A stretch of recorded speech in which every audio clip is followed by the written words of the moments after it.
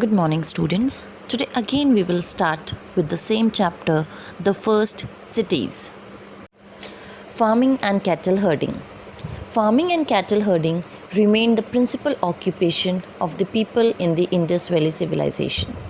They started to grow crops and had enough surplus so as to store them for future use. The presence of tools like plows and sickles and the remnants of grains indicate that people of this civilization used to grow wheat, barley, maize, millet, and cotton.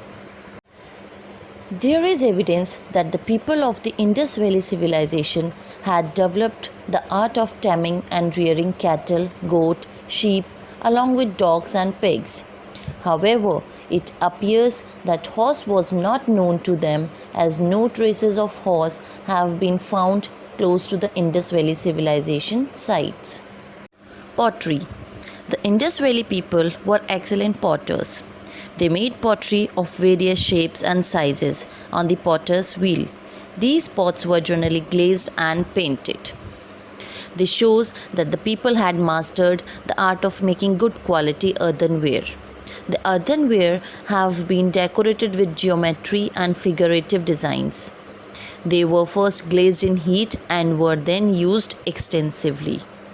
Craftsmen. The Indus Valley people were skilled craftsmen. The artwork on the pots and many other items made of beads, stones, metals have variety of colors and textures, which convey that the craftsmen were quite good and well skilled. The pottery made of terracotta has a reddish color with design in black. Jewelry. Ornaments like bangles, bead, necklaces, amulets, rings, etc., made of gold, silver, bronze, and even of terracotta have been found at excavation sites. This also shows that people were aware about the existence and use of various metals. Cloth making. Archaeologists have found evidence that people made cloth from cotton. The finding of spindles and spindle whorls show that thread was being made from cotton. Small pieces of cloth also indicate that the use of cotton and art of cloth making was prevalent. A stone statue of a man was found from Mohenjo-daro, which shows him wearing a cloth with embroidered flowers on it. Toys. The excavation have brought out various earthen toys made of terracotta. These include a variety of dolls, plows, carts, etc. Religious beliefs. The figures of Mother Goddess, the insignia on the seals, indicate that the people prayed to the bull, the peepal tree, and the Pashupati Shiva. There is evidence that there were some fire altars which were probably used as places for sacrifice. The peepal tree was probably regarded as sacred and worshipped. They buried their dead together with items of food, utensils, ornaments, etc. Sometimes they cremated the dead and keep the ashes or bones in an urn along with the items of daily use. Seals. More than 2000 seals have been unearthed from various sites. They are generally small, flat, rectangular, or square in shape, and are made of clay, soapstone, and copper. They are skillfully carved with figures of humans, animals such as unicorn, humped bull, goat, tiger, elephant, peepal tree, Pashupati, etc. These seals were probably used by merchants and traders to stamp goods. Seals are valuable sources of information about the life and culture of the people, and they tell us a great deal about their religious beliefs, artistic skills, trade contacts, dress, and ornaments. Script. The pictographic script engraved on the seals continues to puzzle scholars and historians even today. Many important facts about Harappan life and culture will come to light when the script is deciphered. It has a picture-like signs that probably represent words, objects, and ideas. It is commonly assumed that the script is written from right to left, but till now it has not been possible to decipher it. Trade and commerce. From the way things have been discovered, it is believed that trade also developed during the period. It may have started in the form of barter and gradually developed into proper trade.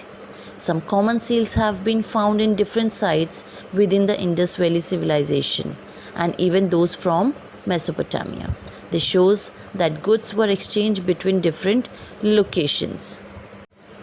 Weighing scales, weights, and measure found from that time also substantiate this aspect of trade. In the Lothal district of Gujarat, a huge site has been excavated which appears to have been used as a dockyard where vessels sailed from across the sea to dock and trade took place. All these findings confirm the assumption that the people were involved in some sort of trade during those times. The study of the ruins of this civilization was carried out by archaeologists and historians. They have observed that the civilization probably came to an end around 3900 years ago. They have not been able to find the exact reasons for this sudden end of this flourishing civilization. It is guessed that there may have been massive floods which could have led the drainage systems to collapse and caused the whole region to be buried under mud. Some scholars believe that the river dried up and large-scale deforestation took place. They feel that the inhabitants needed fuel for furnaces for making bricks and smelting copper as well as other metals. Third, extreme shortage of wood could have led the people to move away to settle elsewhere. However, this does not explain the complete wiping out of the civilization in the entire region. It thus remains a mystery as to what brought an end to this civilization. Many centuries later, more buildings came up above the original site, but they were very different from the ones that were found in the Indus Valley site. Lothal, a case study.